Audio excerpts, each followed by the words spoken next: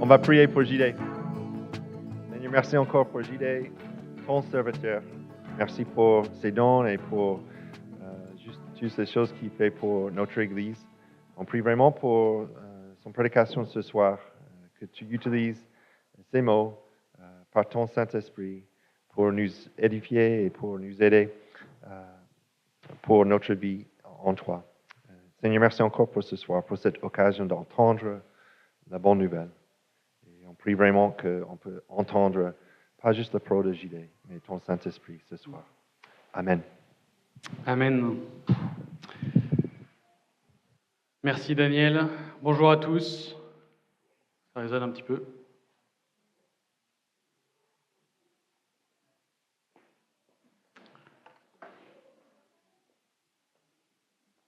Mes frères, quand vous passez par toutes sortes d'épreuves, considérez-vous comme heureux. Car vous le savez, la mise à l'épreuve de votre foi produit l'endurance. Mais il faut que votre endurance aille jusqu'au bout de ce qu'elle peut faire pour que vous parveniez à l'état d'adulte et soyez pleins de force, des hommes auxquels il ne manque rien.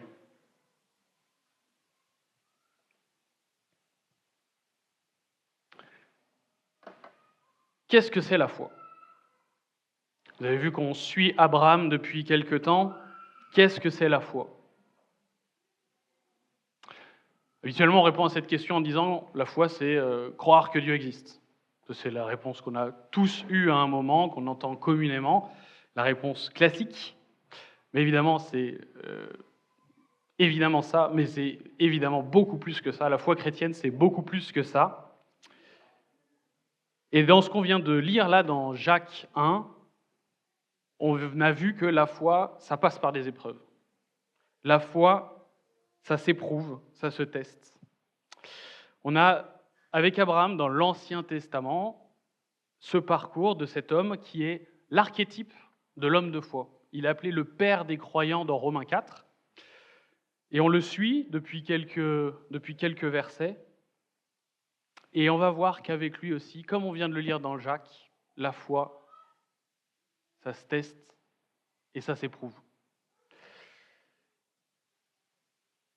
Vous pouvez prendre vos Bibles, on sera dans Genèse 21, puis surtout Genèse 22, mais on va commencer en lisant Genèse 21, c'est la page 14 dans les Bibles blanches. On a cheminé avec Abraham depuis le chapitre 12, donc ça fait quand même quelques semaines, mois qu'on est avec Abraham, et qu'on observe cet homme de foi. J'espère que vous voyez que pourquoi est-ce qu'on a Abraham dans la Bible ? En fait, on veut observer ce que c'est qu'un homme de foi. Dieu il nous a donné sa parole, et avec ce schéma de cet homme-là, pour observer ce que c'est que la foi. Et on le voit cheminer, on l'a vu qu'il a répondu à l'appel de Dieu, et on le voit cheminer, faire des erreurs, et continuer à faire confiance à Dieu, pas après pas. Il fait confiance au Seigneur, et c'est ça qu'on veut voir avec Abraham. Et on a besoin, nous, pour notre propre foi, d'observer correctement Abraham, d'être attentif à ce qu'il vit, pour pouvoir nous aussi le vivre. À tel point que dans Jacques 2, il nous est dit que Abraham, c'est l'ami de Dieu. Donc ça nous donne quand même, j'espère que ça nous donne envie de dire, moi aussi je vais être l'ami de Dieu, moi aussi je vais avoir cette foi, la même foi qu'Abraham. J'aimerais être aussi l'ami de Dieu. Alors on a quitté Abraham la dernière fois. Vous vous souvenez, Dieu est venu lui rendre visite chez lui avec ses 3 hommes, et ça faisait 24 ans du coup qu'il attendait la promesse que Dieu lui avait faite, tu auras une descendance, et à travers cette descendance, les nations de la terre seront bénies. Et là, on retrouve Abraham qui a attendu ces 24 ans, Dieu est venu et lui a dit, c'est pour l'année prochaine. Dans 1 an, ta femme sera enceinte. À cette même époque, elle accouchera. Et on retrouve Abraham qui a plus 99 ans maintenant, mais 100 ans. Et on va lire Genèse 21, vous pouvez du coup prendre vos Bibles, le texte ne sera pas affiché. Genèse 21, je lis les 8 premiers versets. L'Éternel intervint en faveur de Sarah comme il l'avait dit. Il accomplit pour elle ce qu'il avait promis. Sarah tomba enceinte et donna un fils à Abraham dans sa vieillesse, au moment fixé dont Dieu lui avait parlé. Abraham appela Isaac, le fils qui lui était né, que Sarah lui avait donné. Il circoncit son fils Isaac lorsqu'il fut âgé de 8 jours, comme Dieu le lui avait ordonné. Abraham était âgé de 100 ans à la naissance de son fils Isaac. Sarah dit, « Dieu m'a donné un sujet de rire, et tous ceux qui l'apprendront riront de moi. » Elle ajouta, « Qui aurait osé dire à Abraham, Sarah allaitera des enfants ? Pourtant, je lui ai donné un fils dans sa vieillesse. » L'enfant grandit et fut sevré. Abraham fit un grand festin le jour où Isaac fut sevré. La promesse, le fils de la promesse est là. Enfin, 25 ans d'attente, la fidélité, la persévérance d'Abraham a payé, Dieu a tenu sa promesse. Le fils de la promesse est là, on va à Genèse 22, versets 1 à 18. Après cela, Dieu mit Abraham à l'épreuve. Il lui dit, « Abraham !» Celui-ci répondit, « Me voici. » Dieu dit, « Prends ton fils Isaac, celui que tu aimes, va-t'en au pays de Morija, et là, offre-le en holocauste sur l'une des montagnes que je t'indiquerai. » Abraham se leva de bon matin, sella son âne, et prit avec lui 2 serviteurs et son fils Isaac. Il fendit du bois pour l'holocauste et partit pour aller à l'endroit que Dieu lui avait indiqué. Le 3e jour, Abraham leva les yeux et vit l'endroit de loin. Il dit à ses serviteurs, « Restez ici avec l'âne. Le jeune homme et moi, nous irons jusque là-bas pour adorer. Puis nous reviendrons vers vous. » Abraham prit le bois pour l'holocauste, le chargea sur son fils Isaac et porta lui-même le feu et le couteau. Ils marchèrent tous les deux ensemble. Alors Isaac s'adressa à son père, Abraham, en disant, « Mon père !» Il répondit, « Me voici, mon fils. » Isaac reprit, « Voici le feu, le bois, mais où se trouve l'agneau pour l'holocauste ?» Abraham répondit, « Mon fils, Dieu pourvoira lui-même à l'agneau pour l'holocauste. » Ils continuèrent de marcher tous les deux ensemble. Lorsqu'ils furent arrivés à l'endroit que Dieu lui avait indiqué, Abraham y construisit un autel et rangea le bois. Il attacha son fils Isaac et le mit sur l'autel par-dessus le bois. Puis Abraham tendit la main et prit le couteau pour égorger son fils. Alors l'ange de l'Éternel l'appela depuis le ciel et lui dit, « Abraham, Abraham !» Il répondit, « Me voici. » L'ange lui dit, « Ne porte pas la main sur l'enfant, ne lui fais rien, car je sais maintenant que tu crains Dieu et que tu ne lui as pas refusé ton fils unique. » Abraham leva les yeux et vit derrière lui un bélier retenu par les cornes dans un buisson. Il alla prendre le bélier et l'offrir en holocauste à la place de son fils. Abraham donna à cet endroit le nom de Yahweh Jireh. C'est pourquoi l'on dit aujourd'hui, à la montagne de l'Éternel, il sera pourvu. L'ange de l'Éternel appela une 2e fois Abraham depuis le ciel et il dit, « Je le jure par moi-même, déclaration de l'Éternel, parce que tu as fait cela et que tu n'as pas refusé ton fils unique, je te bénirai, je multiplierai ta descendance, elle sera aussi nombreuse que les étoiles du ciel, pareille au sable qui est au bord de la mer. De plus, ta descendance possédera les villes de ses ennemis. Toutes les nations de la terre seront bénies en ta descendance, parce que tu m'as obéi. »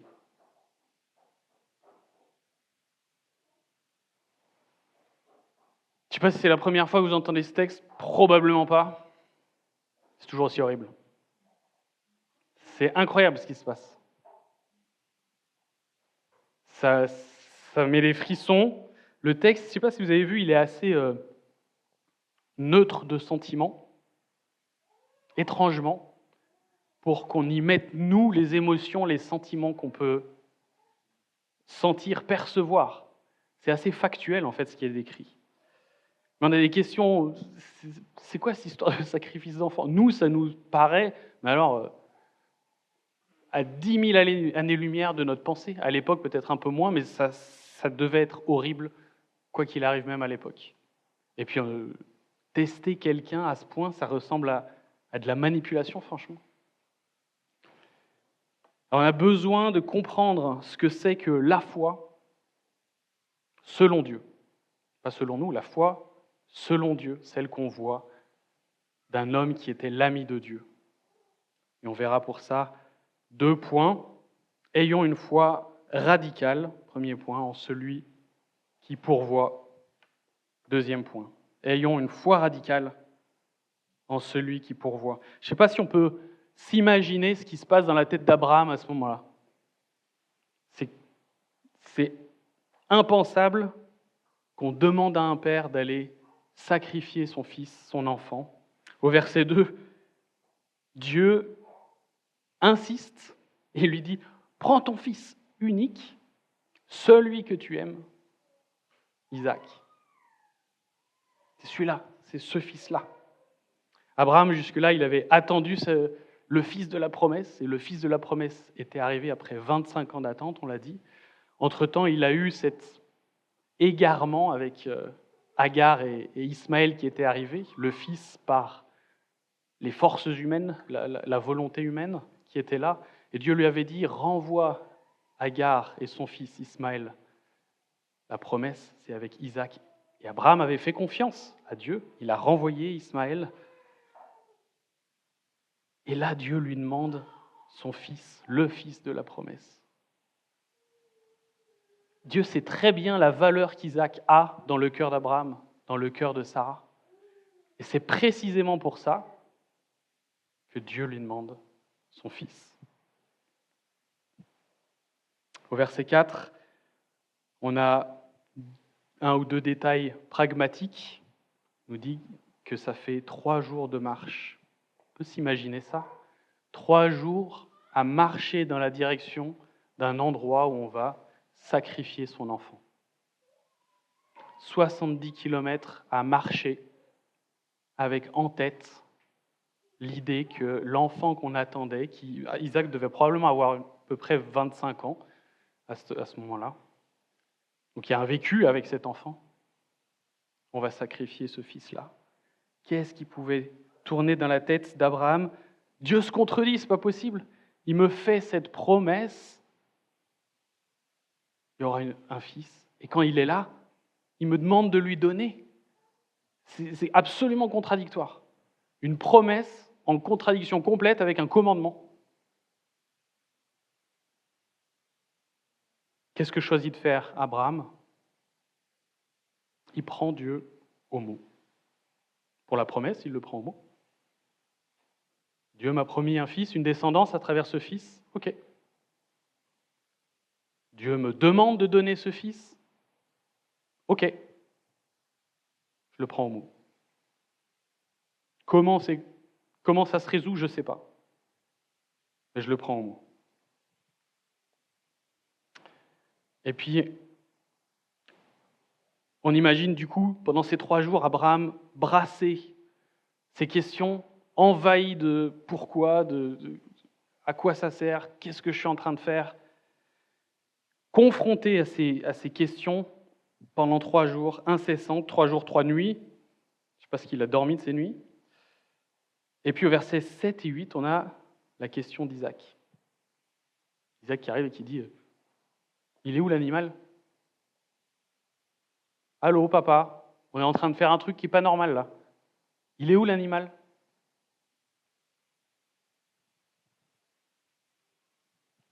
Il était confronté à ses propres pensées, là il est confronté aux pensées de son fils. Il n'y a rien de logique dans tout ça. Quelle est la réponse d'Abraham ? Dieu pourvoira. Dieu pourvoira. Le texte là, il ne nous dit pas ce que Abraham avait en tête.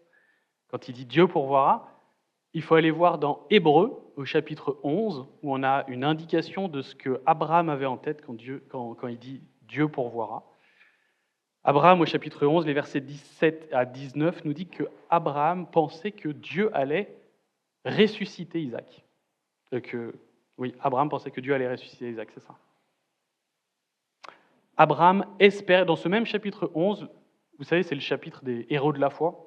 Dans ce même chapitre 11, au tout début, on a la définition de la foi. La foi, c'est la ferme assurance des choses qu'on espère. La ferme assurance des choses qu'on espère, exactement. Abraham espérait avec assurance la résurrection d'Isaac. John Piper nous dit que les chrétiens, on ne devrait pas les appeler des croyants, on devrait les appeler des espérants. Ce serait beaucoup plus juste dans la définition. Nous sommes des espérants avec une ferme assurance que Dieu répond.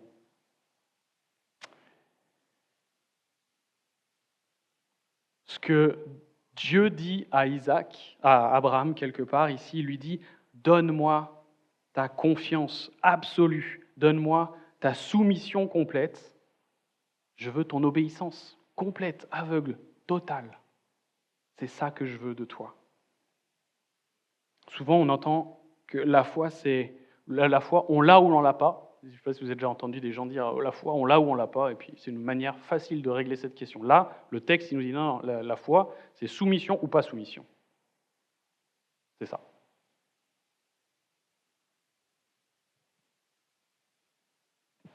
Dieu nous demande de lui faire confiance et de nous soumettre à ses commandements. Dans la vie, on a des moments importants où on doit se soumettre et rentrer dans les commandements de Dieu. On pense au mariage. Pour se marier et profiter des bénédictions pour profiter des bénédictions du mariage, on veut se marier avant, et il faut une dose de foi pour ça. Dieu nous demande de nous baptiser, de nous faire baptiser plutôt, et il faut une dose de foi pour ça aussi, parce que des fois on ne comprend pas tout avant de pouvoir se lancer dans le baptême. Je ne sais pas si c'était votre cas. Ça, c'est les éléments un peu importants, des éléments marqueurs de nos vies, mais dans le quotidien, on a tout le temps ces choses-là. Des choses qui nous semblent impossibles, un peu comme Abraham essayait de conjuguer la promesse et le commandement, ça ne rentre pas. Dans notre quotidien, on a régulièrement des choses comme ça qui nous semblent impossibles. J'ai ce problème de caractère. Je n'arrive pas à m'en débarrasser depuis des années. Je suis fait comme ça, Seigneur, impossible de changer. Fais confiance, obéis. J'ai ce défi devant moi, des défis financiers, un défi de choix éthiques, professionnels, un défi dans le ministère. Fais confiance, obéis, et Dieu sera là. Dieu nous enverra des épreuves. Les épreuves, Dieu les utilise pour tester notre foi. Pourquoi la foi? Ça se teste. Voilà pourquoi. La foi, ça se teste. Comment est-ce qu'on montre à Dieu qu'on lui fait confiance quand les circonstances nous disent c'est impossible, ça ne marchera pas? Comment est-ce qu'on montre à Dieu qu'on lui fait confiance? Notre foi, c'est une foi radicale, même quand tout semble contraire. Alors quand on dit ça, on a l'impression que du coup on pourrait faire tout et n'importe quoi au sujet de la foi, enfin, sous prétexte de la foi, on pourrait faire tout et n'importe quoi. Parce que là, il y a un cadre quand même dans ce qui est demandé à Abraham. Là, c'est celui de l'Holocauste. On nous parle de l'Holocauste. L'Holocauste, au verset 2, Dieu demande à Abraham, « Va, offre-moi ton fils en Holocauste. » Et un peu plus loin, si vous regardez le verset 5, ce qu'a compris Abraham au sujet de l'Holocauste, il a compris que c'était un acte d'adoration.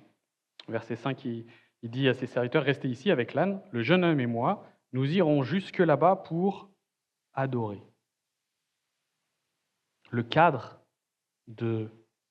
d'obéir aveuglément à Dieu, c'est celui de l'adoration déjà. Un holocauste que ça a de particulier, c'est que déjà c'est un coup, parmi les sacrifices qu'on trouve dans l'Ancien Testament, l'holocauste, ce qu'il a de particulier, c'est que le coût est déjà très important pour celui qui offre le sacrifice. C'est le sacrifice qui coûte le plus. Deuxième particularité de l'Holocauste, c'est qu'un holocauste, il est brûlé entièrement. La bête est brûlée entièrement, absolument. Tout monte vers Dieu. On ne garde plus rien, en signe d'une dévotion complète. une dédicace absolue à Dieu. Les amis, après avoir attendu Isaac pendant si longtemps, après avoir obtenu ce don magnifique de la part de Dieu, Abraham était en danger. Abraham était en danger de se saisir et de se tourner et même d'adorer le don plutôt que le Créateur. Après avoir reçu la créature tant attendue, il était en danger d'adorer la créature plutôt que le Créateur. Voilà pourquoi Dieu lui dit « Donne-moi ce que tu as de plus cher. Donne-moi ce que tu as de plus cher, toute ton adoration, je veux ta dévotion complète. » On a ces 3 jours qui passent, encore une fois, des questions plein la tête. Et puis ils arrivent en haut du mont, épuisés, physiquement peut-être, je ne suis pas sûr que je pense épuisés émotionnellement. Il devait être rincé, Abraham. Et puis il construit un autel, il ligote son fils, il le place sur le bois. Pourquoi est-ce qu'il faut en arriver là pour tester la foi? C'est fou quand même, c'est impensable ce truc-là. Pourquoi faut en arriver là? Qu'est-ce qui fait Dieu? Quand on manipule des grandes idées, qu'on reste dans la théorie, il nous manque quelque chose, les amis. Il nous manque le sacrifice et en particulier le coût du sacrifice. Tant qu'on est dans les grandes idées, on n'expérimente pas le coût du sacrifice. L'engagement que Dieu nous demande, ce n'est pas un engagement de principe, c'est un engagement pratique. Qu'est-ce que tu sacrifies à Dieu? Le Isaac dans ta vie, celui que Dieu te demande, est-ce que tu le donnes à Dieu ou est-ce que tu le retiens? Dieu n'a pas simplement dit à Abraham, est-ce que tu serais d'accord de me sacrifier Isaac si je te le demandais? Non, il l'a laissé marcher 3 jours, monter une montagne, charger du bois, faire un autel, ligoter son fils, lever le bras. Et là, il l'a arrêté. Si ça, ce n'est pas un engagement pratique, Dieu voulait voir que les œuvres d'Abraham, les actes d'Abraham résonnent avec ce qu'il avait dans le cœur. Est-ce que tes actes résonnent avec ton cœur? Est-ce que quand Dieu te demande, est-ce que tu m'offres ton Isaac? Est-ce que théoriquement tu réponds oui, sans problème, puis tu restes au campement? Ou est-ce que tu prends ton âne, ton bois, ton fils, et tu pars et tu fais les 3 jours et tu montes sur la montagne? Est-ce que tu sacrifies ton temps, ton argent, ton énergie, ton confort, ton plaisir à Dieu? Jacques, encore une fois, Jacques 2, versets 20 à 22, nous dit « Veux-tu reconnaître, homme sans intelligence, que la foi sans les œuvres est morte ?» Notre ancêtre Abraham n'a-t-il pas été considéré comme juste sur la base des actes lorsqu'il a offert son fils Isaac sur l'autel? Tu vois bien que sa foi agissait avec ses œuvres et que par les œuvres, sa foi a été menée à la perfection. Ce que lui dit, encore une fois, ici, Dieu, il lui dit « Donne-moi ce que je t'ai donné. Redonne-moi ce que je t'ai donné. Donne-moi ce que je t'ai promis. Je veux ton entière dépendance. » Je veux ton entière dépendance, un engagement total. Que lui répond Abraham? Ok. C'est ce que j'ai de plus cher, c'est ce que j'ai de plus important, mais il y a quelque chose de plus important encore que j'ai et que je veux te donner, c'est ma dépendance, ma confiance. Ça, c'est plus important. Je veux rester accroché à tes bénédictions, à ton regard, à ta bienveillance. Je te fais confiance et tu pourvoiras. C'est ça que lui dit Abraham. Dieu nous appelle tous à l'épreuve commune de la foi, parfois pour mater nos affections. Ici, ça semble être le cas. Toujours, en tout cas, pour augmenter notre dépendance à lui. Toujours pour augmenter notre dépendance à lui. Si, on le disait l'autre fois, si le péché originel, c'est une déclaration d'indépendance vis-à-vis de Dieu, la foi, c'est une déclaration de dépendance. Il veut notre dépendance. La foi modérée, les amis, ça n'existe pas. La foi chrétienne, elle est radicale. Elle est radicale. Alors quand on dit radical et religion, foi, on a des lumières qui s'allument en disant hop, hop, hop, hop, attention. Et évidemment que le radicalisme qui prend des vies, le radicalisme qui s'impose, qui oblige, celui-là, on n'en veut pas. Mais le radicalisme qui s'attache à un Dieu souverain, qui pourvoit, ça, les amis, ça, c'est la foi radicale, c'est notre foi. Est-ce que ta foi est modérée ou est-ce que ta foi est radicale ?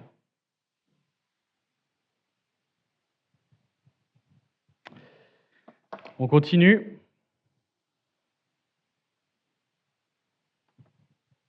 Vous êtes toujours là ? On a dit que la foi, ça se teste. Qu'est-ce qu'on teste exactement ? On a vu une partie de la réponse en lien avec l'adoration. Dieu, il teste notre... Dieu, c'est un Dieu jaloux qui ne tolère aucun rival. Il veut notre dévotion complète. Il y a une autre partie de la réponse que notre texte nous donne ici. Vous pouvez voir au verset 12. Au milieu du verset 12, il dit « Je sais maintenant que tu me crains. » Deuxième élément ici de ce test, c'est la crainte de Dieu. Et c'est très remarquable de voir qu'on est au tout début du peuple de Dieu, dans l'Ancien Testament avec Abraham. Qu'est-ce que Dieu met au centre de la relation du peuple de Dieu avec Dieu ? La crainte de Dieu. On va dans le Nouveau Testament, l'Église primitive à Jérusalem. On est dans Acte 5. Ananias et Saphira, vous vous souvenez de cette histoire terrible où le Saint-Esprit agit avec puissance. Qu'est-ce que Dieu met au cœur du peuple de Dieu ? La crainte de Dieu. Ancien Testament, Nouveau Testament, la crainte de Dieu. Sans crainte, Abraham aurait pu imaginer 1000 trucs, se présenter devant Dieu en disant demande-moi ce que tu veux d'autre, demande-moi la meilleure bête que j'ai, demande-moi mon troupeau entier, demande-moi une bête qui est sur un autre continent, j'irai la chercher. Demande-moi même ma vie, je te la donnerai. Ne me demande pas mon fils. Sans la crainte de Dieu, Abraham aurait probablement répondu ça. C'est pas ce qu'il a fait. Les amis, on ne craint pas Dieu comme on devrait. On manque de considération trop souvent pour ses commandements, pour sa volonté. On manque de considération pour sa sainteté, son horreur du péché. On manque de considération pour ses jugements, sa colère. Et si on s'arrêtait à ça, la crainte de Dieu, c'est craindre un Dieu un juge punisseur, méchant. Mais la crainte de Dieu, c'est plus que ça. Souvent, on manque de considération aussi pour la bonté de Dieu, le prix de son amour qu'il a payé pour nous. On manque aussi souvent de considération pour l'alliance qu'il a fait avec nous. On manque aussi de considération pour le fait qu'il nous a greffés à sa famille. Et là, on n'a pas la crainte d'un juge punisseur. On a la crainte d'un père, comme un enfant qui craint un père bienveillant, qui veut plaire à ce père bienveillant, qui veut honorer, respecter et qui veut que ce père-là soit fier de lui. C'est ça la crainte de Dieu, ici. Si on redéfinit les chrétiens pas comme des croyants, mais des espérants, on devrait rajouter des espérants, craignant Dieu. Nous sommes des espérants craignant Dieu. Sans crainte, on peut succomber à la moindre difficulté, à la moindre épreuve, à la moindre tentation. On a besoin de cette crainte. Qu'est-ce qui fait qu'Abraham a réussi à traverser cette épreuve? Il craignait Dieu. Il avait une juste crainte de Dieu. En d'autres termes, les amis, il connaissait Dieu. Il avait expérimenté Dieu. Abraham avait une bonne théologie et une bonne relation avec Dieu. Il avait la connaissance, la théologie, et une expérience de Dieu, une relation avec Dieu. Il faut les deux pour avancer dans la foi. Il faut les deux pour tenir ferme dans les épreuves. Et c'est ce que nous dit ce texte. Abraham, il a obéi à l'appel de Dieu. Il a tout quitté. Il a vu Dieu passer à travers les bêtes. Il a vu l'alliance devant ses yeux. Il a entendu des prédécesseurs ce que c'était que les sacrifices qu'il y avait par le passé. On n'a pas le Lévitique à l'époque d'Abraham encore, mais on a quelques sacrifices qui ponctuent un peu la trajectoire jusqu'avant. Et il savait que Dieu demandait des sacrifices, à tel point que quand Dieu lui demande un holocauste, il ne va pas lui demander le manuel pour l'holocauste, il sait comment ça se passe. Isaac aussi sait comment ça se passe.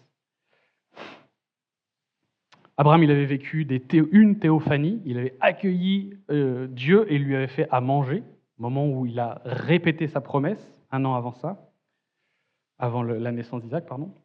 Donc il a vécu les promesses de Dieu. Abraham, il avait aussi négocié avec Dieu. Vous vous souvenez de Sodome et Gomorrhe?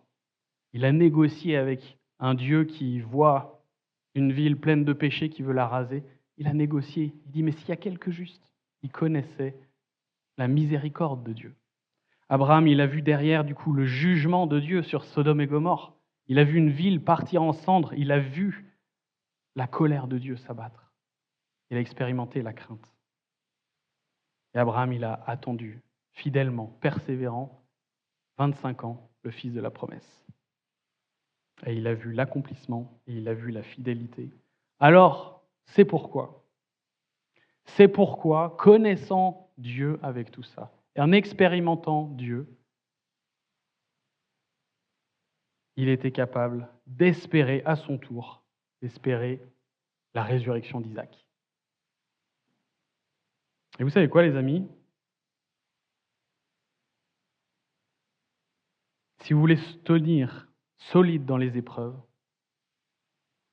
on doit connaître notre Dieu. On a besoin de connaître Dieu pour tenir dans les épreuves. Comment est-ce que tu veux réagir à la prochaine épreuve que tu auras? Comment est-ce que tu veux pouvoir répondre avec assurance à la prochaine épreuve que tu auras? Connais ton Dieu. Vis des choses avec lui. Demande-lui de vivre des choses. Écris ce que tu vis avec lui. Mets des dates pour ponctuer ton chemin, comme on le voit à travers le chemin d'Abraham. Fais des listes de prières avec des dates pour voir quand est-ce que Dieu répond en étant fidèle dans la prière. Regarde chaque fois que tu es découragé comment Dieu t'encourage en relisant le passé. Ça, c'est pour ta vie, mais tu as des frères et sœurs autour de toi. Et nos frères et sœurs sont des bénédictions pour qu'on puisse se rendre compte de l'œuvre de Dieu dans leur vie aussi. On connaît Dieu aussi à travers ce qu'on peut voir de nos frères et sœurs. Et ultimement, creuse la parole, là où Dieu a voulu se faire connaître. Creuse la parole. Ouvre la Bible en te disant « Je veux mieux connaître aujourd'hui celui en qui je vais devoir faire confiance demain. »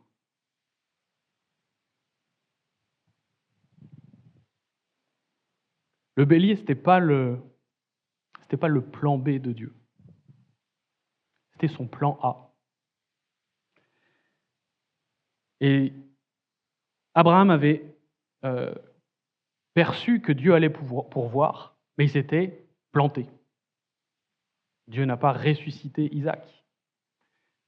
Abraham avait compris qui était Dieu, il s'était accroché à ça, mais il avait attendu une réponse qui était la sienne, mais qui n'était pas la réponse de Dieu. Et souvent, c'est notre cas aussi. Souvent, On se dit, Dieu devrait répondre comme ça. Dieu répond autrement, mais il répond quand même. Et si Dieu a été fidèle avec Abraham,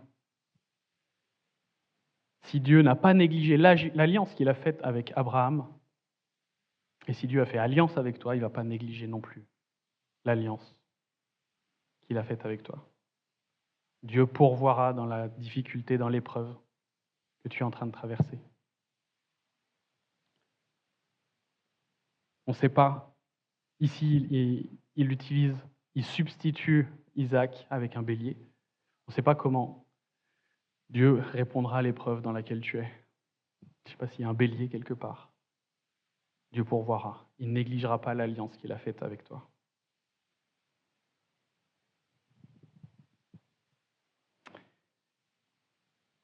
Il y a une épreuve qu'on traverse tous. Ça s'appelle la vie. Une longue épreuve. L'apôtre Paul, en fin de parcours, quand il parle de ce parcours-là, il dit le combat. Quand il parle de la foi, il dit le combat de la foi. C'est le bon combat. Comment est-ce que Dieu répond dans cette longue épreuve? Comment est-ce que Dieu répond dans cette longue épreuve, l'épreuve de la vie, les amis? Qu'est-ce qu'on a devant les yeux? On a ici un père qui amène son fils vers le mont Morija. Le mont Morija, c'est le futur lieu du temple de Jérusalem. Un père qui amène son fils vers le futur temple de Jérusalem, pas loin du calvaire. On a ici un âne qui se dirige vers le futur Jérusalem. Il n'y a pas de rameau, il n'y a pas de cri d'allégresse, mais on a quand même un âne ici qui marche en direction de Jérusalem. On a un fils qui est encadré par 2 hommes et qui marche en direction de son propre sacrifice. On a un père qui a chargé sur le dos de son fils le bois qui servira à son propre sacrifice. On a un fils qui tremble avec une question qui dit « Mais est-ce qu'il n'y a pas une autre issue possible que celle qu'on entrevoit là? Il n'y a pas autre chose de possible ?» Et on a un fils qui sera rendu après 3 jours atroces à son père. On a surtout un père et son fils ensemble, c'est répété 2 fois, ensemble, qui avancent vers ce qui doit être accompli, vers quelque chose de terrible, mais ils avancent ensemble. Il n'y a rien de plus douloureux que de perdre son enfant. S'offrir soi-même en sacrifice, certainement que c'est atroce. Offrir son sacrifice, voir la mort de son enfant. Il n'y a rien de plus douloureux que ça. Que dire si c'est vous-même qui tenez le poignard? Il y a 2000 ans, les amis, il n'y avait personne pour arrêter la main du Père, de Dieu le Père, qui a offert le Fils. Personne n'a arrêté la main de Dieu. On n'a pas les détails de cette scène en termes d'émotion, comme on disait tout à l'heure. On peut imaginer la décharge d'Abraham quand il a aperçu le bélier, la délivrance que ça pouvait être. Mais imaginez-vous à la place d'Isaac, les amis. Imaginez-vous à la place, 2 minutes à la place d'Isaac, ça fait quelques dizaines de minutes, peut-être 1 heure, voire 2.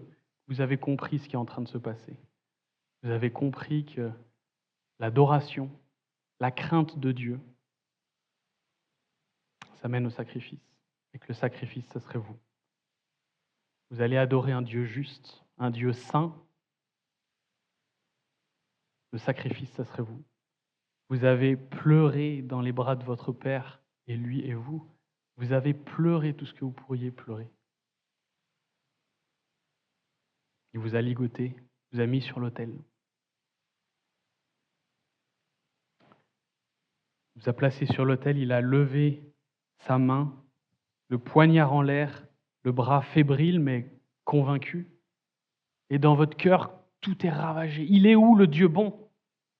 Il est où on m'a parlé d'un Dieu bon. Il est où?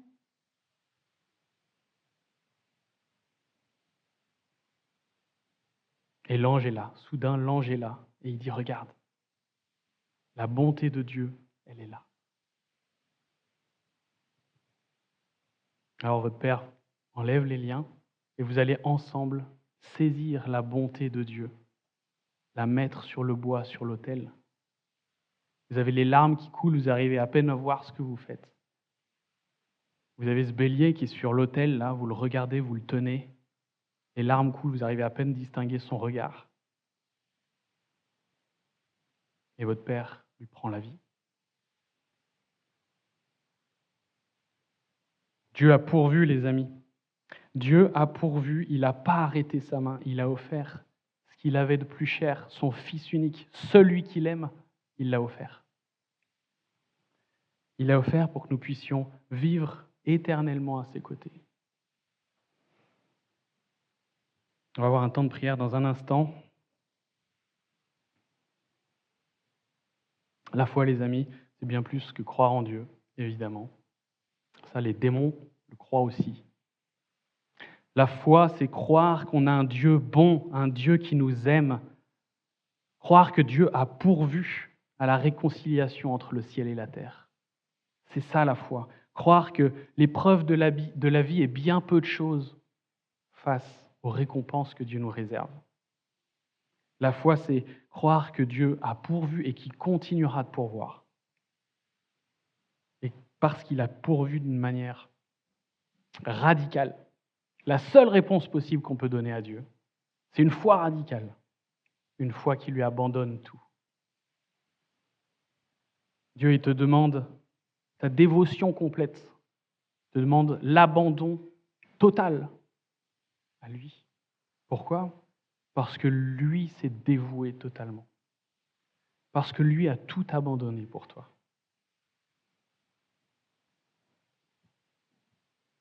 La foi mesurée, les amis, ça n'existe pas. La foi chrétienne, c'est une foi radicale, une réponse radicale, une obéissance radicale, une confiance radicale, une crainte radicale en un Dieu qui pourvoit. Et la mise en pratique de ça, c'est pas être d'accord de faire des sacrifices. C'est faire des sacrifices.